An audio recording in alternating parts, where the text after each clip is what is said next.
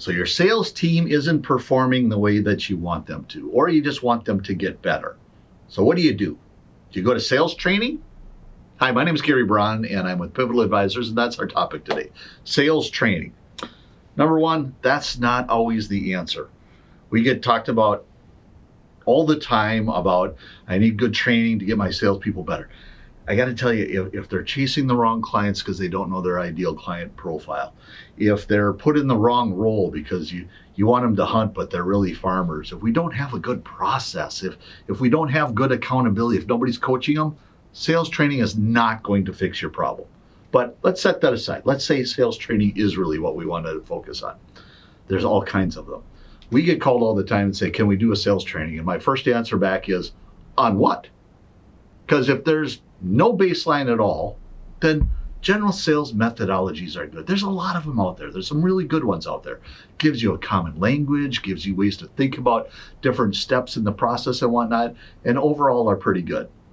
Most companies do have a sales process, whether it's documented or not, or if it's just tribal knowledge or not, they have a general form already. And my answer is, don't do a general sales training then. Let's target your training. What are we trying to get better at? Is it better at prospecting? Is it better at doing good discovery? Is it on particular products? Is it their presentation skills? Is it how they negotiate? Because pick one.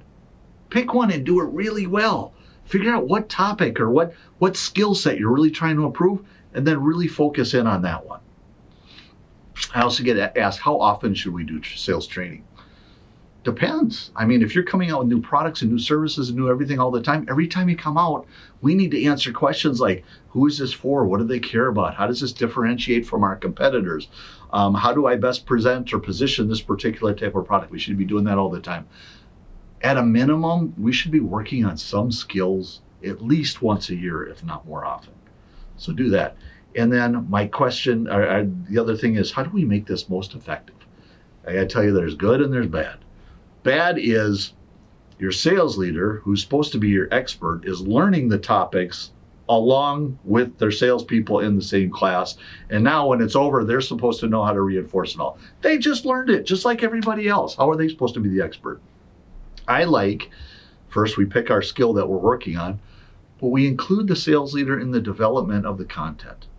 We have them work with whatever your partner is and say, here's what we're doing. Let's personalize this. Let me learn this. How do I reinforce that? But you include your sales leader on the front end and you get them going.